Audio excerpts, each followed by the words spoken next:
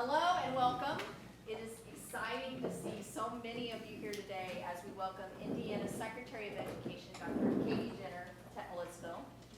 I am Krista Curtis. I am President of the Greater Ellettsville Area Chamber of Commerce Board of Directors. And I'm also, my day job is there we go. I don't have to scream now. And I am Vice President of Global Marketing and Communications at Cook Medical. As the voice of business in our community, the Chamber is pleased to provide opportunities such as today's luncheon to connect business and community leaders with decision makers at the state level. Today's event is a great way for us to do this and to showcase our wonderful community that we're very proud of. I'm also happy to say that today's legislative event is a full house, so it's awesome. I think this not only demonstrates how important the topic of education is in our community, but also the level of interest in Dr. Katie Jenner's vision for our state. An event of this kind is only possible through the generous support of our sponsors, and now I'm going to take a few minutes. I'd like to recognize those organizations that help make today possible. And you can hold your applause till the end. Our Smithville Vice President of Human Resources can come to the podium to introduce our guest speaker. Our gold level sponsors for today's event are Mike Kornman, retired Ellettsville Fire Chief, Cook Medical, Ivy Tech Community College, IU Office of the Vice President for University Relations, and the IU Center on Representative Government. We would also like to recognize our silver level sponsor, Duke Energy. So let's give all of those organizations a clap.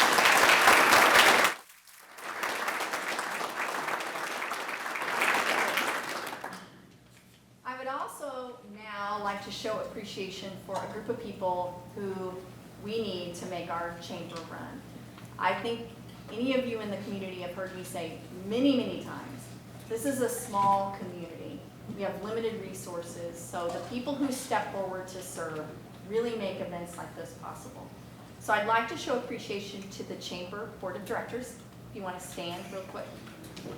Any of our ambassadors that are here, as well as our office administrator, Jill Thurman, and the Chamber's premium and executive partners. The names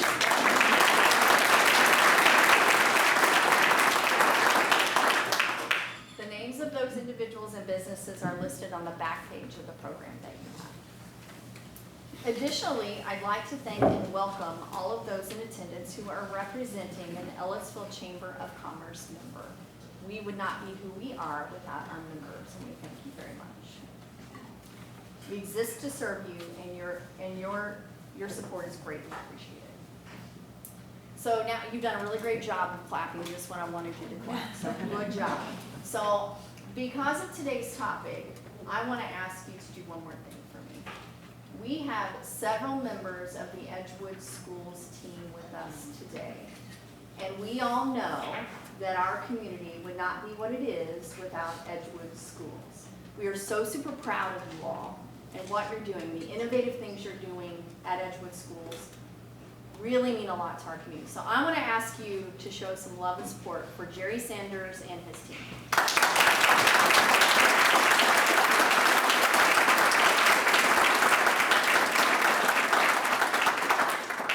And with that, I'm going to invite Kendall Glavish, Vice President of Human Resources at Smithville, to introduce our speaker.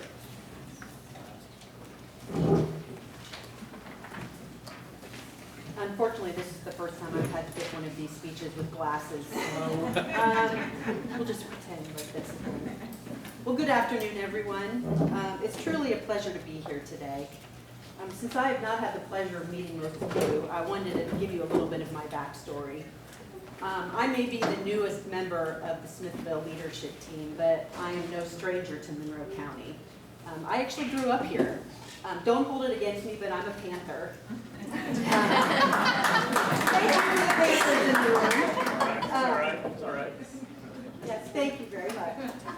In 1998, I moved away for work, but no matter what, I always considered this to be home. My family is here. My best friend and her family are here. I went to college here. I met my husband here, go Hoosiers. And we got married here. My reception was at the Tudor Room. You notice I called it my reception. Don't tell me what it is. The list of my connections to the community can go on and on. It's these ties that make today's opportunity to speak so special. I'm excited to be here today representing Smithville, a company that has proudly called this community home for over 100 years. Now, I know 100 years sounds like a long time, but don't worry, I'm not here to give you a history lesson. I'm sure many of you are already familiar with our story. Instead, I want to talk to you about something that's really important to me, and it's something that's near and dear to my heart. People. I know that's shocking to hear from a VP of HR that I want to talk about people, but at Smithville, we're not just in the business of providing services like telephone, internet, security, and cloud voice across southern Indiana and beyond. What truly sets us apart is our commitment to connections, real human connections. It's about the relationships we build every day. Whether you're interacting with our customer service representatives, meeting one of our technicians out in the field, or seeing a Smithville team member at a local event. Our people are the heart of Smithville. They are the voice you hear when you call us, the friendly face you meet when we come to your home or business, and the dedicated professionals who work behind the scenes to ensure everything runs smoothly. For example, our technicians arrive on time for installations 98% of the time. That's not just a statistic, it's a reflection of our commitment to respecting your time and providing you with the best possible service. Our customer service representatives are another shining example. They're not just answering calls, they're building relationships, ensuring every interaction leaves our customers feeling heard and valued. You've probably heard a lot of people say that a company's most valuable asset is their people. At Smithville, we live by that. Without our people, we wouldn't have the relationships that drive our business forward. It's our people who ensure that we deliver exceptional service, whether it's a small business in Sharpsville or a family in Griffin. Our success isn't just measured in the services we provide, but the trust and loyalty we earn from those we serve. And our commitment to people doesn't stop with our customers. We're deeply invested in the communities that we serve. Through the Smithville Foundation, we've supported not-for-profits across 17 Indiana counties. This is more than just corporate responsibility. It's core to who we are. We believe in giving back to the community that has given us so much.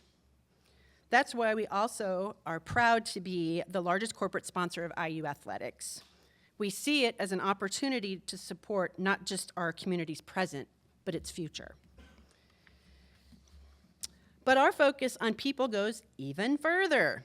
In the coming months, we are very excited to launch a new initiative to cultivate a best-in-class learning and development program. As Smithville's new Vice President of Human Resources, I'm honored to lead this effort. Got very excited about our guest speaker when we're talking education. So, the goal is simple but powerful: to ensure our employees develop the skills and capabilities they need to thrive in an ever-evolving, ever-changing world. Because when our people grow, Smithville grows.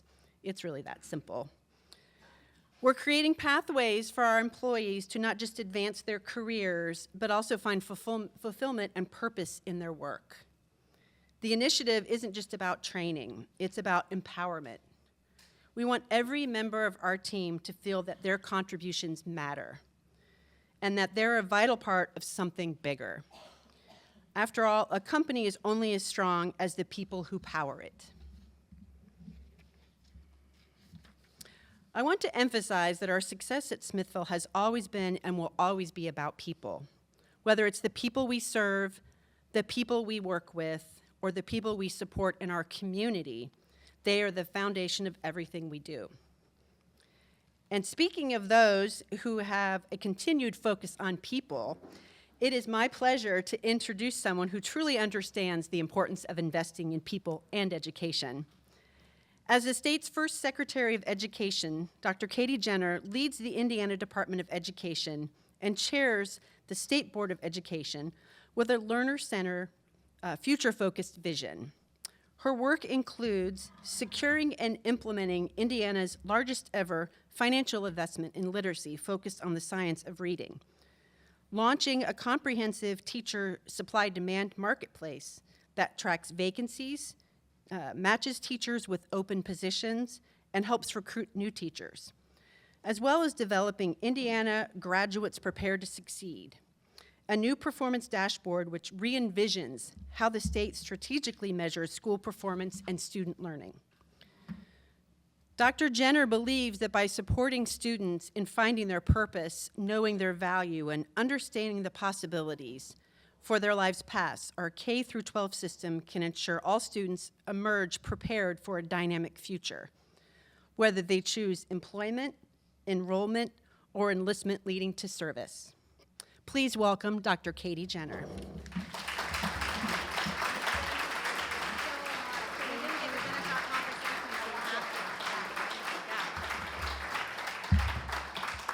Well, I'm going to test this mic, and then I'm also going to test my teacher voice.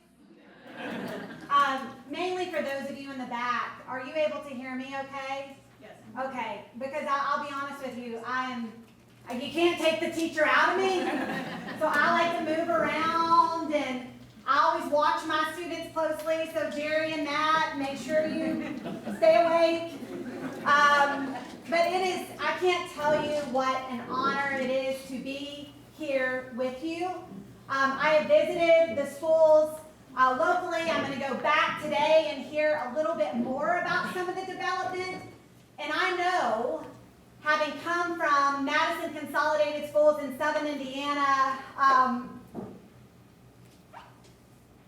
the only way you maximize student learning, the main way you maximize student learning, is when K-12, higher education, business and industry, parents and families all come together for that mission to make sure every child has access to some of the skill development you were talking about, some of the credentials of value that we're seeing students earning across our state, some of the work-based learning experiences that right now some of our kids have access to, but thinking about how we expand that, making sure we have great foundations in reading, in STEM, and quite frankly, that we do everything we can to light the fire of purpose in our kids, their unique purpose, and that they know their value to what they can provide to our community. So, a couple things. By the way, I was like, please keep the introduction short. That's always the most awkward thing when someone's like introducing you. A couple things that I will just add. I'm a wife and a mom as well. I live in Madison, Indiana, Jefferson County. Has anybody ever been to Madison? Okay, this is the tourism plug for Madison. It's a great place to come and visit. When we'd always welcome you there. And I'm a mom, so these dark circles that are hidden by my glasses and some good makeup. I have twin daughters who are freshmen in high school. Yeah, I see y'all. It's a lot. It's a lot. And they are not that I don't have enough. I always want feedback from people, and I mean, you hopefully know that about me at this point. I want your feedback. We're going to listen.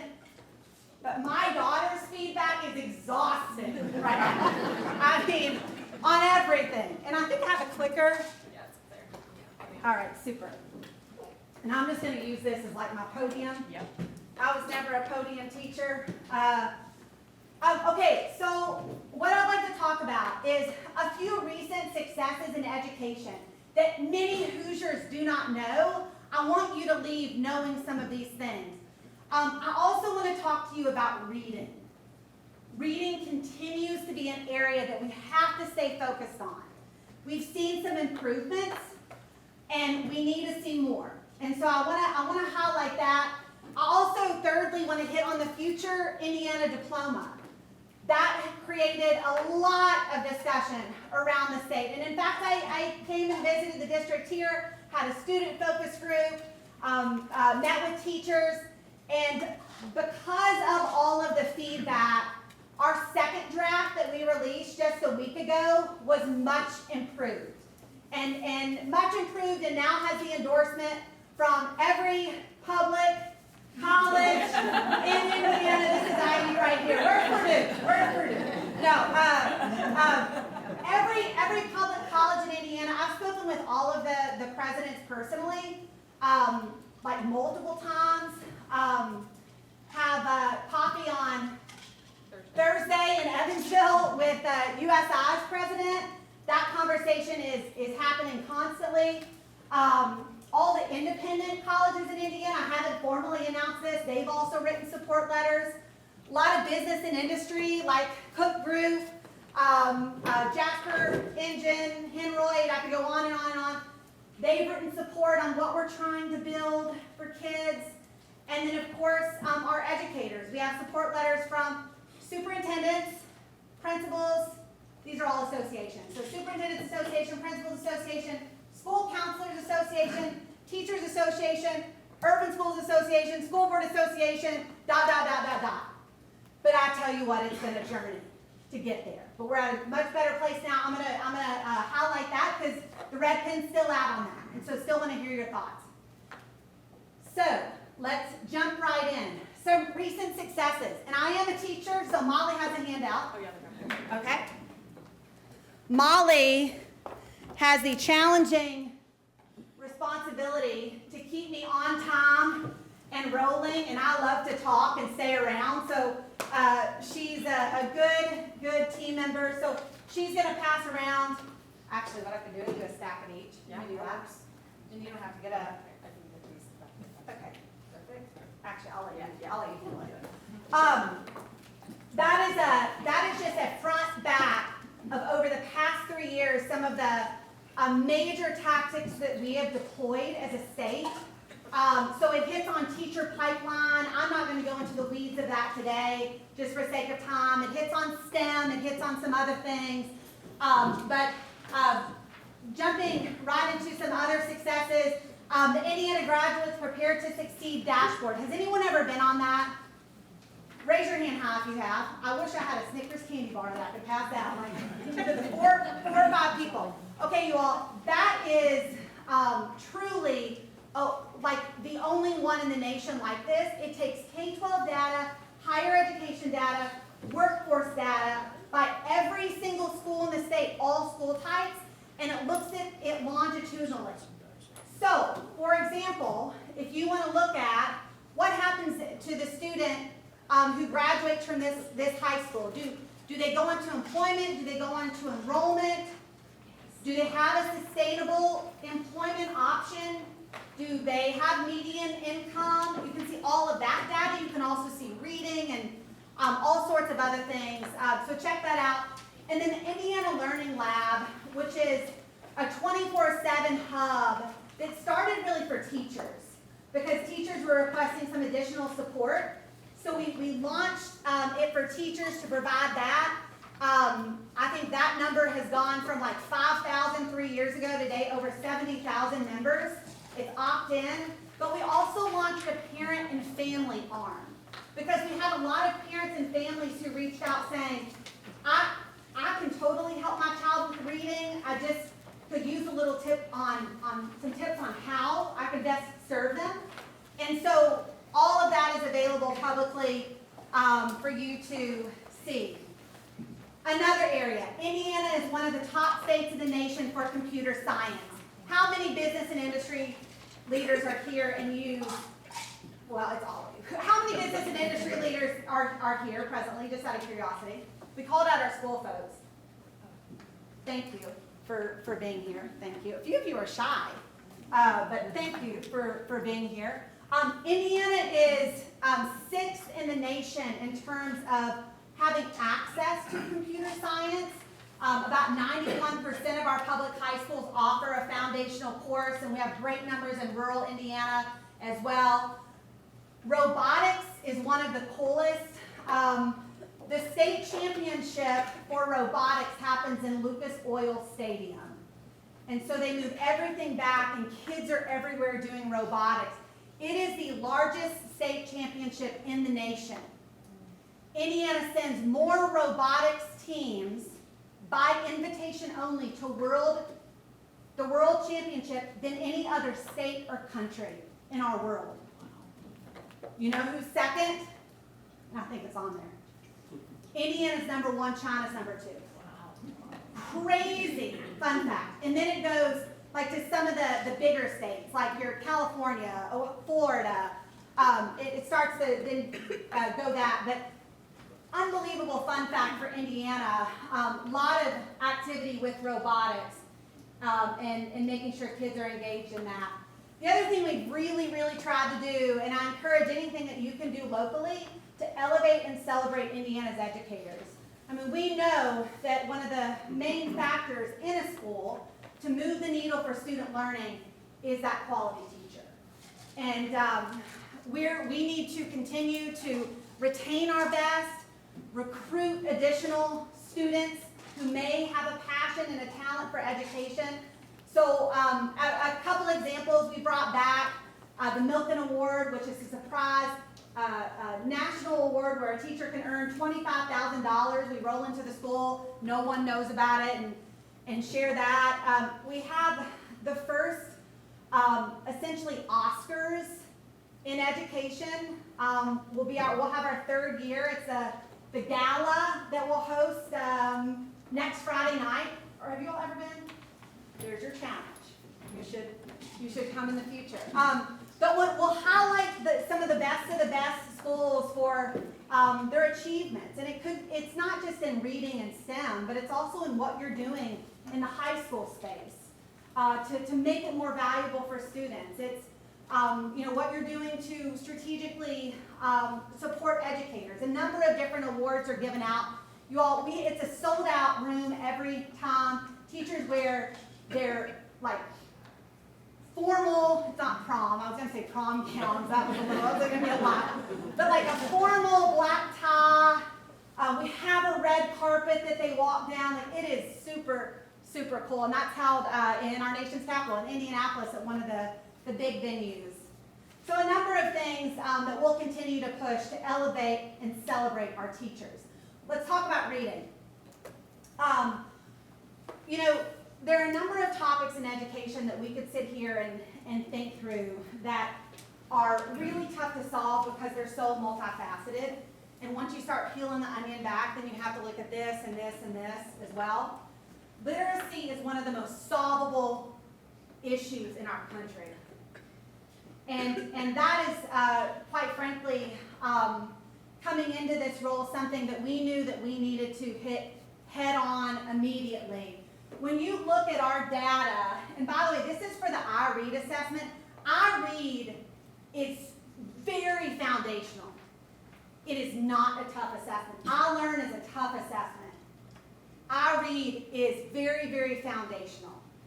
So our highest point was back a decade ago in 2012, 2013, when we had over 91% of our students in third grade reading. Why do we care about third grade? I mean, there's the old adage of you have to learn to read before you can read to learn. Yes, that is certainly a thing, but there's a lot of research that we have that points to why third grade really, really matters. So we dropped. A lot of people talk about the COVID drop. Yes, like every state in the country, we dropped even more. And we realized, okay, this is urgent. We have to do something. Because walking in, we were at, and still are, in rounding, about 1 in 5 Indiana students is still not reading by the end of third grade. And again, this is solvable. Our positive is, yes, we're starting to move up, and as we're looking at our return on investment that I'll speak to, that's the other, I think, major element, that business is really good about looking at your return on investment, and you're investing in that over and over and over, and then removing what is not a return. In education, that has not always been as common. So almost every single tactic that we have deployed, you should ask me, what is the return on investment? The General Assembly sure does. And then if I ask for additional funding or sustained funding when going in January, which I will in some areas, when I ask for that, it should be because we're funding more of what works, and then what's not working, we're reallocating that funding. We're not just going to continue to do it, but we're reallocating to what works. This year's increase, 0.6%, was the largest we've ever seen in Indiana's history. Yes, when I got that number, those of you who know me won't be surprised, but I was immediately like, oh, it's not moving as fast as we need it to move. But again, let me dig into some of the return on investment, and I'll show you some areas that we're very pumped to see. Can you where's Jill? Or can we make sure that they have copies of this whole presentation? And I'm going to move through these slides really, really fast. Some I'm going to skip. Few big takeaways. For some of our student populations, and again, think about our decade of decline. Our black students in 3 years have jumped about 7 percentage points. Our special education students in the past 3 years have jumped about 5 percentage points. Our free reduced lunch students have jumped about 3.5 percentage points. Our Hispanic students and EL students, and I want to flag this. I met with the Indiana Latino Institute yesterday. We are seeing a plateau. That's our only student population that we're not seeing big movement. So that's something that we have to stay laser focused on. But the rest, we're seeing good movement.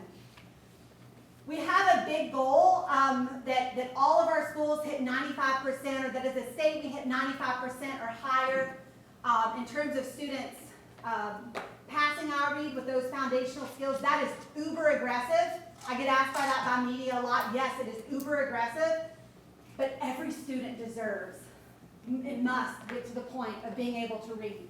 We saw 35 additional schools this year get to that point. I read at grade 2 is, do you all do that? Yes, perfect. This has been a major one for the state. Now a student has 4 times, or coming up soon, 4 times where they will be able to take the I read to see where they are foundationally. And it's not just like you passed, you didn't pass. There's now information showing, are you on track? Are you struggling? And we're doing that in 2nd grade. So for example, we got so many emails from our teachers on that where they'd say, oh my gosh, 53% of my students coming in passed I read, they're readers. So now I'm just strategically putting my focus on these 47% who need extra intervention and support. So that has been very successful and a good move. And I'll show you a little bit about that data. Very, very interesting. 43% of our students, and you can see this was an opt-in. So schools, that's why I asked if they opted in. Schools can choose if they do this or not. So the first year we did it was spring of 2022. You can see how every year it's really increased in terms of schools participating. Now almost all of our schools do. This past year, this is 2nd grade number, 43% of our 2nd graders are reading. About 16% this past year are on track, and then 41% are at risk. So that our support, our educators' main support should be on those students who are really still struggling, because we can get them there. And we've proven that that's possible because, and this is again part of the return on investment, always study, is it working, is it not? If it's not working, kill it. If it is working, accelerate it. So of the 2nd grade students who participated in I Read, I shared that data point, about 57% passed or on track. Of the 2nd graders who are on track, 97% passed and showed that they are readers.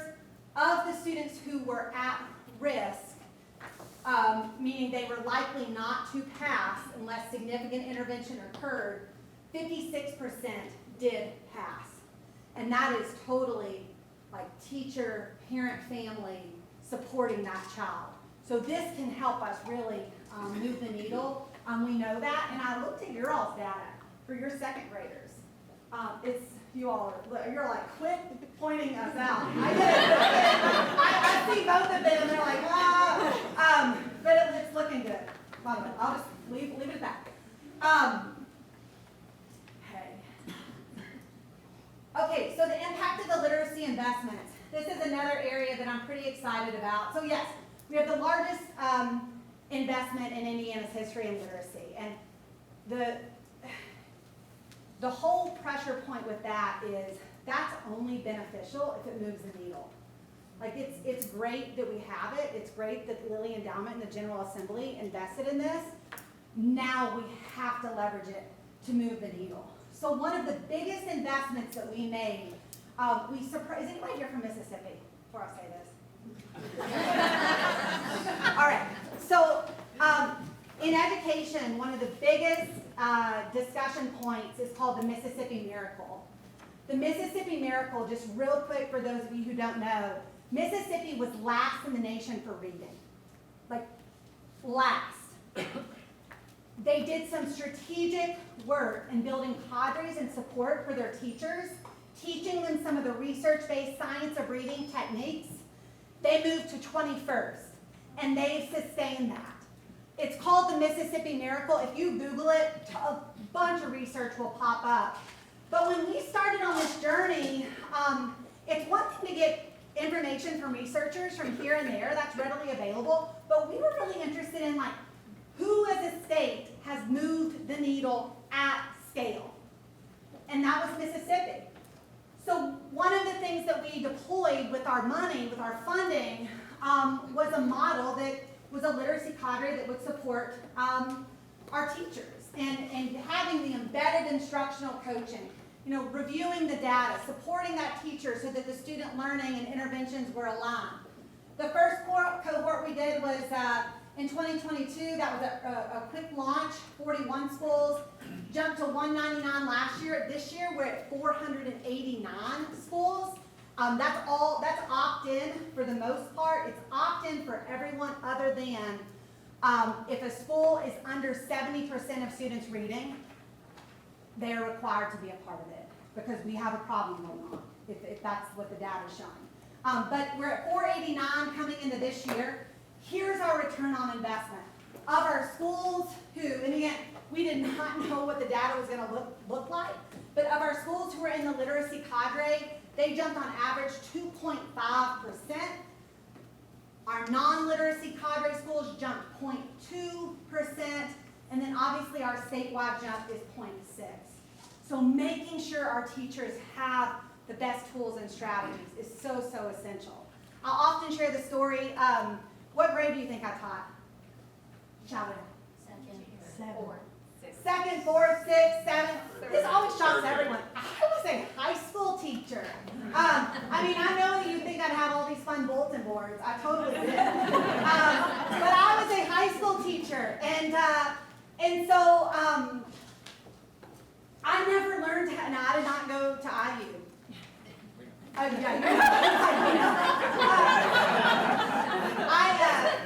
do go to a lot of your tailgates. I know you do. So, as a high school teacher, I never learned how to teach reading, ever. And yet, I had children in my classroom who could not read. And many of our teachers, if you talk to some of the high school or even middle school teachers, they can tell you stories about that. So, I think our future focus, we're going to have to really think about our adolescent students, our middle and high school students, and how to help triage some of them.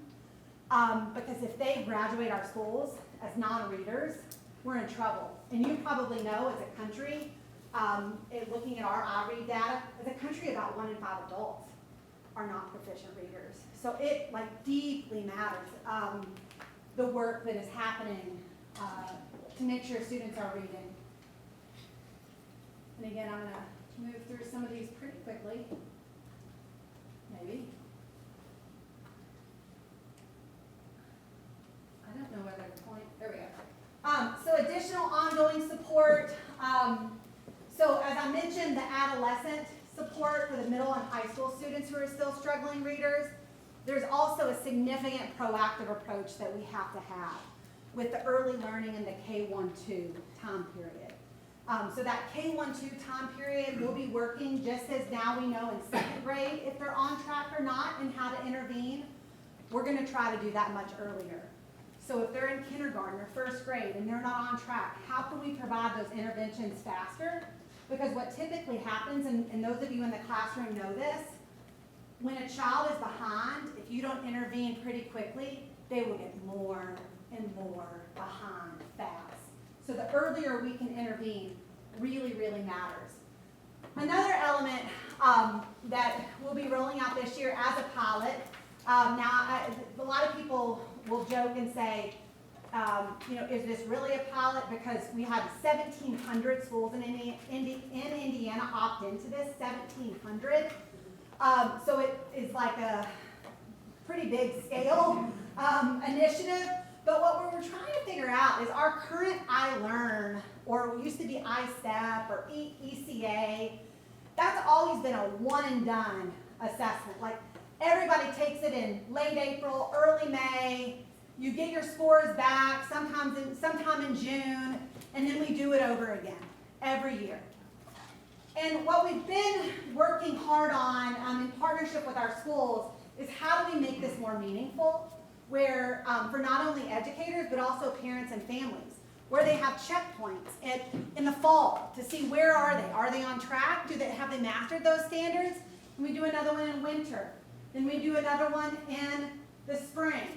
A lot of our schools have formative assessments, but they're random a bit from district to district. This will be one opportunity to look at the full state data and then triage where we need to. So we'll be launching that this coming fall.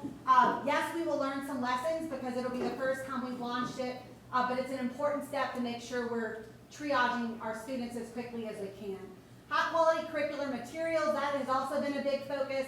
Free summer learning opportunities, making sure our teachers have the tools and support with the training. We have approximately 10,000 who are enrolled in a Keys to Literacy partnership. That is one of multiple ways that teachers can be trained in science of reading. So we have thousands more also doing various training. This is really cool. If you want to scan that QR code, you certainly saw this during legislative session, Representative. But if you scan this, this will show, it's the first ever Indiana heat map, everywhere in the state, how we're doing with reading. And you might think, okay, I bet, like someone might hypothesize, I bet urban schools are struggling more for this. It's actually not. We have pockets of red in different parts of our state, pockets of yellow, but I encourage you to check that out. We'll be uploading the 24-25 data here pretty soon. And I'm going to give those a chance to take a picture. I see one person with their phone still up. Okay, we're good. Again, on-demand educator training, the Dolly Parton Imagination Library. This county has that. We actually are down to 2 counties in the state that don't. You want to know who they are? Is this one of them? Hamilton and Clay. So, like, what the what? So if you have friends in those counties, give them a little buzz, because access to books in the home really matters. Really matters for children to have access. And you would think, because I'm sure you all have books in your home, you would think like, well, surely every child has books in their home. They do not. So this is an easy opportunity to consider. The Literacy Achievement Grant puts money in our teachers' pockets for how they do with their reading work. The Indiana Learns, again, we're looking at the return on investment of that. That is for our during the pandemic, we had several of our parents and families who raised their hand and said, I'm working 2 jobs. I know my child is behind. They always have been behind. I don't have the extra money or the extra time to pay for extra help. And so we launched this as to try it, to see how it would work. And this puts $1,000 to support each individual child that is not passing either reading or math, and connects them straight with a tutor to support them. So we'll have this return on investment data very soon. The Learning Lab, I already mentioned that. We started in 2021 with 6,000 users. Now we have 70,000. Again, we have an educator arm and a parent and family arm. Okay, the future of Indiana Diploma. Let me take a drink of water. And a breath. Okay. So, had some questions right off the bat of like, hey, why are we redesigning our diploma? So, I want to start with the why. Here are 4 high-level statements, and I'll go into some of the data for each of these. Number 1, you've probably heard this, fewer Indiana students are enrolling in higher education, and even few are graduating. We know that not every child needs a 4-year degree. We know that absolutely we need quite a few with a 4-year degree. We know that we need, if they don't have that, they need credentials that may be valuable to help them, that could be stackable. So we'll look at that data. Second, and by the way, our current diploma structure, the Core 40, was designed to send every child to a 4-year college. That was the initial design of the Core 40. That's why all the courses look about the same. And right now, over 90% of our kids earn at least the Core 40. And if you look only at the Core 40, less than half go on to 4-year, just to give you a little reference. Second, students are graduating without the skills needed to secure rewarding career opportunities. Just in the short time I was talking with the Smithville team, one of the big skills that came up was communication. Communication, because, I mean, I have teenage daughters, they're always on their phones. And so actually making eye contact, shaking hands, being in conversations where, like, if you're talking to me, that I'm not awkwardly like this versus like this. It's the little things, but we have to make sure our students have the skills. And what I'm doing right now in education would be called direct instruction. It's how a lot of our high schools look, not all, but direct instruction is not necessarily maximizing your skill development. I mean, some of you might be listening to me, but believe it or not, I know you know this, you can look at me and not be listening to a thing I'm saying. And as a past high school teacher, I can affirm that. So the skill development occurs when students are having experiences. So how do we overcome that challenge? Number 3, and this data, of all the data, was probably the most mind-boggling. The students who dream of enlisting are finding they are disqualified when it's too late. So they're walking across the graduation stage, and of all the students who raise their hand and say, I want to serve our country in the military, we turn down about 77%. Because, I mean, it gives me coach chills. Because they don't meet either physical standards or character standards. And I'll go through some of that data. And then the 4th element is we have a higher student apathy than we've seen probably ever in our country. Chronic absenteeism is at an all-time high. I just was on the phone with a reporter who was quizzing me about this. Our national chronic absenteeism is 25% of K-12 kids in our country. 25% are missing about 3.5 weeks to a month of school. 1/4 of our kids in our country. In Indiana, we're at 19.3%. So we're better than the national average, but we believe wholeheartedly we can be much, much better in that area. So let's dig into just a little bit of the data. We collect every single year and have this longitudinal data point for every single student that graduates from an Indiana high school. We know what their plan is. 76% of our students say they are going to go to higher learning of some kind. Could be a 4-year, could be a 2-year, could be a technical school, but they're going to continue learning immediately after high school. Our parents and families, because we wanted to fact check that, like, are the students and the parents on the same page? Our parents say about 73%. So very, very close. We know that only 53% actually do. You do the quick math, that's about 16,000 students who walked across the stage in Indiana in late May, early June. 16,000 who are already like, oh shoot, I'm not sure what I should do. So then we go to, okay, what happens to, and we're gonna get into some of the other students, but what happens if a student does go to a 2-year college? Right now, about 24% will graduate on time within 2 years. Of those who go to a 4-year college or university, and IU's average is higher than this number here, this is all of our public colleges. On average in Indiana, of those going to a 4-year college, about 51% finish in 4 years. So some of the strategy that we're going to talk about, we can really help overcome, and I'll dig into that a bit. When we talk about the skills needed to secure those rewarding career opportunities, we know that 58% of Indiana jobs require skills training beyond high school. And I want to point out one of our huge opportunities that we have, and this was another that I could have put in a celebration point. Indiana is #1 in the nation for students leaving with college credit. #1. Other states are like, how in the world are y'all doing that? It's because not only our higher eds, but our K-12 schools have been for years and years trying to build a system where we increase opportunities to advanced placement, to dual credit, to dual enrollment. So right now we're sitting at #1. That's about 64% of our Indiana graduates leaving with college credit.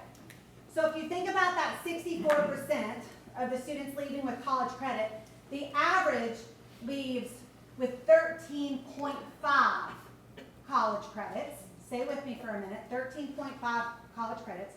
A short-term credential at Ivy Tech, as an example, begins at like 15 to 18 credits. Those of you who are in the high school space know that one high school class is usually 3 college credits. For those of you who have a recent high school senior, one high school class is usually 3 college credits.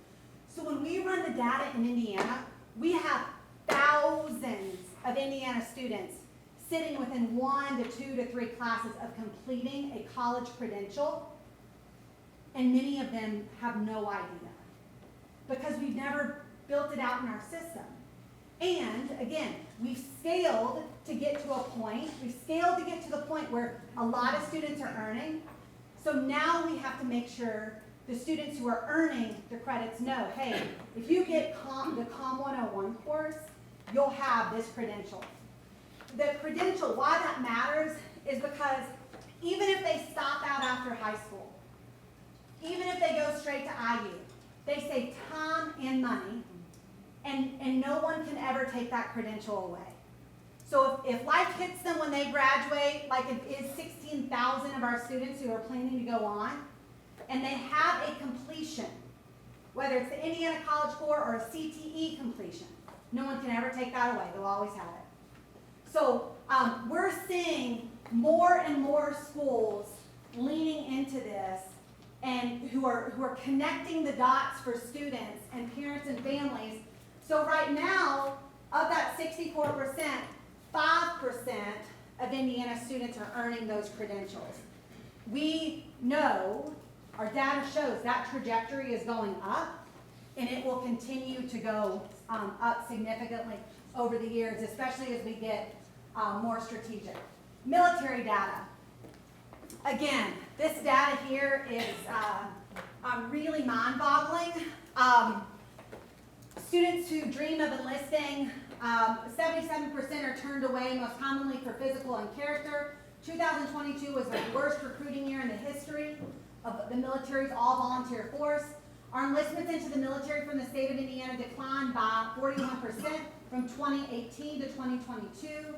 And then our National Guard enlistments over the same period declined 38%, which that rate of decline was worse in Indiana than in other states. I'm going to start to speed up a little bit because I just looked at my time. I always operate on a bell schedule because I am a teacher and I forgot to set my alarm. So my bell's not going to go off. The chronic absenteeism, this is the inverted bell curve that I was speaking of. So this becomes like not only a high school challenge where our numbers are at the highest, our student apathy is at the highest. I mean, a third of our seniors are missing a month of school. Most of them are still graduating. But I would say as a community, this becomes a real community issue, right? Because if they're graduating here, then do you think they're going to Smithville on time and every day, right? So those habits form early. But you look at our kindergarten and first grade, that's where we're building the foundations in reading and math and social skills. So we've really got to work on that chronic absenteeism. And the goal is, regardless of the student plans, their dream, their unique dream is to enroll, employ, or serve our country by enlisting. We want to make sure they have a more seamless path ahead. A lot of Hoosiers engaged in the process. These are the spots I've visited around the state in the past 4 months. Usually when I'm there, I meet with the K-12, higher ed, chambers, other stakeholders. We'll keep traveling around. Lots of people have weighed in. This is the JOT form alone. Over 8,000 people have weighed in. That doesn't include all the focus groups we've had. The key themes we heard from that first draft is we have to find a way to maintain the flexibility that the first draft had, flexibility of coursework so that students can personalize their journey, so that every student in this room doesn't take the exact same courses, but you can really go after what you're interested in while ensuring a well-rounded education. We also, second, have to make sure, this was another theme, that our diploma requirements are rigorous and attainable and prepare students for success regardless of their post-secondary plans. The third, we've talked about a little bit, had a lot of discussion about elevating the importance of experiential learning and work-based learning. The concerns that we heard that we have to figure out and think through working with businesses, and you all know this, it's how do we make sure we increase access, and how do we make sure we do everything we can to keep our students safe. Those were the things that we heard. And then the fourth, providing sufficient resources to support implementation. I won't go through all of these, that's more detailed to those big themes. So what you're going to see here in the second draft is we still have the flexibility there. We still have the ability for personalization for the student. What we probably spent the most time on, I would say 2 things. Number one, the simplicity. The first draft we presented was just too complex. We were trying to do too many things in that one draft, and that shows you like the process that the General Assembly forces me to go through 2 rule-making periods, that it works because people weighed in. The second draft is a lot better than the first draft. And our red pen is still out, which is why I want to show you all today. The other element that I think we really missed in the first draft that we heard loud and clear is, while it seemed obvious to me that students who wanted to go to college, that there was a clear path because we had more of the credentials of value that were stackable, it was not obvious to a lot of Hoosiers. Probably because some of our schools don't have those opportunities yet today. So the communities that have the Indiana College Core or these clear credential earning opportunities, they got it. But just statewide, we missed the piece at scale, so we had to go back and make sure there was a clear path that students could get to. Okay, so I am glad to walk through this if anyone wants to do a follow-up, but I want to really respect your time and give you question-answer opportunity, but I'll point to a couple of things. A lesson learned on the first is people were weighing in, and some people didn't even realize what we required or offered today. So we had that, when you look at this 2-pager, which we'll make sure you get in your inbox, there's a side-by-side. What we offer today, Core 40, and what does the future look like? What you're going to see is a lot more flexibility. So, as an example, instead of requiring every single child in Indiana to take Algebra 1, Geometry, and Algebra 2, which we've been doing for a long time, students will now have some other choices. So for example, if they're going into business and industry, we've had some leaders who've reached out to say, we'd love to build out and work with you to build out a technical math course, a business math course that would really prepare them for what's next. We have, that's somebody's alarm, that's not my alarm. Is that yours, Dan? Okay, good. Another example of the math pathway and why we need that flexibility is because when the calculus path was launched in our country, it was because we were trying to beat Russia in the space race. That's when calculus scaled across America. And boy, is it scaled. We still have to have the calculus path. I mean, we have 2 astronauts right now who need us to have the calculus path. We still have to have that. But there's also another math path that is absolutely key, and that has emerged due to artificial intelligence. And that's the data science math path. So we need that math flexibility based on students' interests and needs. That's one example. There will still be significant personalized credit opportunities. And then we've laid out very specifically, students can earn seals. So this enrollment honors seal, this top one, that's essentially the academic honors diploma. But there's an honors plus level where students are actually earning that credential completion and have some work-based learning experiences. The employment area, you'll see again, some credential completion that are market-driven, that matter to you, our employers, on both of those levels. And then you'll see some elements of work-based learning. The enlistment, and then you'll also see an attendance goal. Our employers were adamant about an attendance requirement. Enlistment has some similarities as well, with the Honors Plus seal getting more into the officer level or the level of those of you in the military that really opens up your career options, and it has some leadership component requirements. This is where the red pen is still absolutely out, but we have to, as we look at supporting students in finding their dream and their path and purpose, give them a better recipe to what that could look like and is. And so that is what we, the second draft does. Again, it has been, we've had a lot of positive feedback from universities, business, and K-12 partners. But just know, again, I'm going to say it for like the 4th time, the red pen is still out. The timeline is we're required by state law to approve a high school diploma rule by December 31st of this year. We are absolutely on track to do that. We'll give it plenty of time so that we can travel around and listen to Hoosiers and make any tweaks here. So likely we'll approve that in November, December. We already have some schools who are reaching out saying, what does opt-in look like? Can we opt in? We will allow schools to opt in beginning next school year, but it won't go into effect until the class of 2029. So I'm going to take a breath. And you can imagine as a high school teacher, I taught bell to bell. I was one of those. But I'm going to pause and just, any question, whether I've discussed it or not. Yes? Stacy from the Luncheon Economic Development Corporation. Right now, we're hearing that a lot of parents are struggling. But there are more students now with more D's and F's than I've ever seen before. And these individuals would not qualify for the $1,000 help in tutoring, but they're stretched and they don't know what to do, and yet they still can't afford the tutoring. Is there going to be a program to address those individuals? Yeah, so we should connect after, and I'll make sure you have my email, because it's actually interesting you said more students are showing D's and F's. We actually are seeing as a country more grade inflation than ever. More students are getting higher grades, so I'd love to understand, so we really specifically hit that challenge. And then the other thing is that Indiana Learns program, that's what we're looking at for return on investment.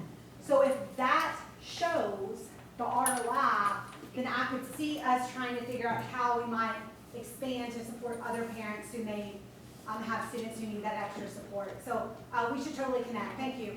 also want to connect with one more question. Yeah. A lot of our membership that are in the development and construction field are saying that students are coming to the work site at the age of 18 with very little hand tool training. Yeah. And that is increasing their workers' comp Yes. issues that they're having.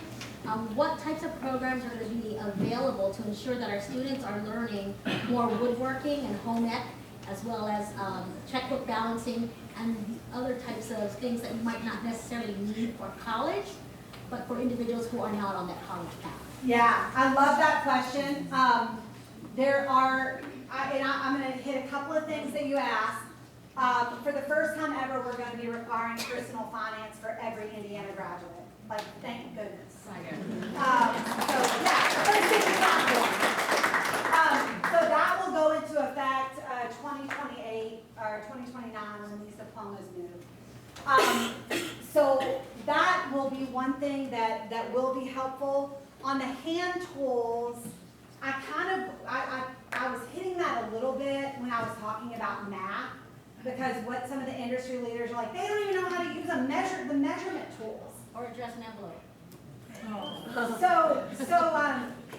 So I think that's going to be certainly part of some of the flexible courses that we have. I will say many of our CTE courses are designed to support some of that work. What we're looking at statewide is a lot of our CTE programs, the ones that are most in demand that industry needs, are capped out. We have an overflow of students who want it, and then some are turned away. So there are a number of elements that we have to do there. But the first is we have to get flexibility in the schedule, and then work with schools and business industry to look at what should the curriculum look like to best prepare students ahead. So it sounds like you need to be on that committee. Okay, good, yes. Acknowledging the importance of STEM and everything, what happened to the A? Why did STEAM go away? Yeah, so in Madison we had STEAM. That's our community adopted STEAM. So I would encourage local communities to certainly adopt it if they're interested. And again, it's tiny font, but performing and fine arts are included in the personalized electives. So that is still on there, just as it was with the Core 40 as an option for students. So, and that includes the humanities, history. Yeah. I mean, the humanities with English and history are still on there. English, still 8 credits. Now, it could be taught in different ways. It might not necessarily be English 9, 10, 11, 12 like we see today, which, little fun fact, English 9 and 10 standards are exactly the same and have been for years. English 11 and 12 standards are exactly the same and have been for years. So we have an opportunity to better structure that and offer required courses like a communications focused course. And then of course history as well is on there. U.S. history and U.S. government were always on there. That hits our civic literacy element. By the way, some states in the country do not require U.S. government. Kind of mind-blowing, but they do not. We do, and that will stay. The one feedback element that we did hear from the first round is that we did not include the 2 credits required in world history. That is now on there, 2 credits in world perspectives, and we'll open that flexibility up a bit for courses. But again, red pen's still out, so as you dig into this, feel welcome to follow up. Yes? So something that we're seeing in economic development is we're watching our population remain flat while it's aging. And so my question is both about how these plans tie to talent attraction plans for Indiana, is trying to get families and others to move here. And then also we're seeing a wave of retirements coming with an aging population. So how these will fit into succession planning for our employers.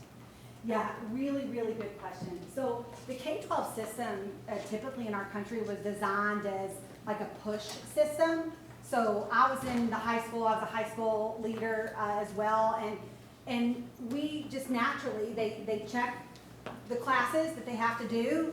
We graduate them. We may run into them a year from now at Kroger or at church or somewhere.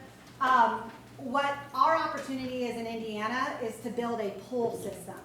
That means K-12, higher ed, workforce is really blurring.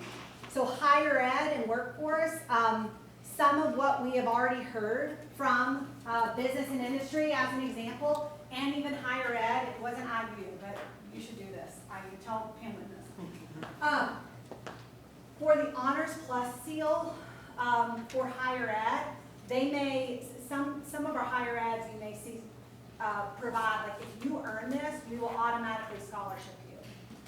Or for business and industry, what we're hearing from some of them is if you earn the Honors Plus seal for business and industry, you'll automatically have a perk for our business and industry. All of that is something that we should consider because we're trying to build a more seamless system and not just students graduate and then we have 16,000 who don't make it to their dream of higher learning, or we have 77% who don't make it to their dream of serving our country, or we have, right, some who apply for a job and don't have the skills, but really blurring the lines. It's going to be, you all, this is not going to happen overnight either. Like, this is going to have to be a lot of work back and forth, a lot of continued conversation as we continue to scale and think through this. So the feedback should be ongoing and continued. And you were up here. I can answer another question, or No, I'm good. You're good? Yes. Yeah, so we work over at Stonebell, which provides education support to adults with developmental disabilities, and there's just a huge care gap crisis in providing services to an aging population as well as people with disabilities. How are we using this path to graduation to sort of close that gap for these jobs that don't require a certification, but we still want those kids who aren't planning on going into higher education? Yeah, so a couple of things.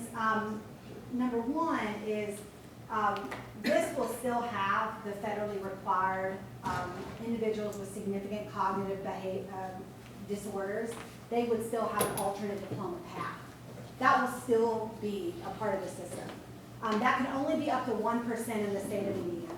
The other thing that I would say, if they don't qualify for that, and I know exactly some of the individuals that you're thinking about here, the flexibility of coursework should really be helpful to better set them up for success than what we're doing now, which is requiring them to take many of these same courses too. So I guess my actual question is those kids who are moving out of high school but not going to college, how are we getting them into those health-related fields? Not specifically people who have disabilities. Oh, okay. Yeah. I'll just give you, for the sake of time, one that I'm most excited about in the state of Indiana. It's the work that is happening with iLab, and you can Google iLab Indiana and scroll to the bottom and see all of the corporations that have signed on. I mean, Cook Medical's on that, but if you look at that, nearly every major hospital in the state of Indiana, either their CEO or their vice president of HR is on the iLab team. We also, and that's for healthcare, and then in life sciences, because Indiana is big on life sciences with Eli Lilly or the orthopedic region in our state. A lot of those CEOs or top level folks are also signed on. And what this group is trying to think about is how do we better connect potential apprenticeships that occur in the 11th and 12th grade year to then hire those students, right? So that's that blurring of the lines, so they're better connected. But this is going to be a process. Again, this is not like overnight we have these apprentice opportunities. Today we have about 400 like real apprenticeships. Apprenticeships are the creme de la creme of work-based learning. There's other really valuable work-based learning you can have as well. But that's one that I'm very excited about because you have all the right people with their hands in saying, we're all in to figure this out because we need talent. Is there room in that apprenticeship pool for nonprofits? I am not the person who signs people up, but I'm like, yeah, sure. Claire Fidian-Green, who's the CEO of the Fairbanks Foundation, is the person that is leading that. They're doing a lot of the funding. If you're interested in that, I'd be glad to make that connection. But it's a group of leaders all across Indiana in a variety of sectors whose hands are in to try to figure it out. And if you're one of those people, I'd be glad to make that connection. Great. Super, thank you. Kate, can I? Yeah. Do we have time for a quick follow-up on that? Yeah, absolutely, So, Dan. two quick things. One on the iLab stuff, the ROI teams. You might stand up. My voice is louder. Sorry, the iLab, or the ROI teams in the back, and they're doing, have a lot of rural apprenticeships already in place through the Modern Youth Apprenticeship Program, so you may want to. Yeah, wave back here so you two can connect. Yeah, they're doing a lot of work in this area. You should totally connect, yeah. My question was, aside from iLab and apprenticeship Yeah. programs, how important are student associations in today's world? When I think about your question, you think about HOSA, the Health Occupation Student Association, which is big in some states Yeah. in the high schools. Yeah. Think about what FFA has been able to do to bring students Yeah. along. Where does that fit into this? Yeah, and by the way, this will be the last question because I know we're 2 minutes over and you all are very, very busy. I think that student associations are key to some of this, but it varies school to school on what is offered. So we're going to have to look bigger than just HOSA or FBLA or FFA, but we should definitely leverage those Seems logical. in the schools that have active chapters. A lot of those active student association chapters, it's all about the teacher change agent. It's all about the teacher leading it. That's what is making it successful. So, hey, thank you so much for listening.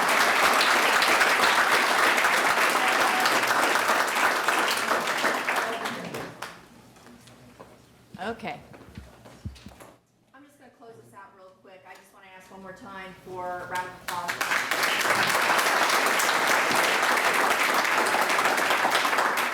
I had heard that you're inspiring and that your energy is contagious, and now I do believe it. So thank you. I think I just want to do one last thing to close this out. I know you're all in a hurry and you've got places to be, but we have Dr. Stephen Shipp from Seven Oaks Classical Schools in the back and some of his staff, and we've got Dr. Jerry Sanders and some staff from the Edgewood School. So can we celebrate our educators before we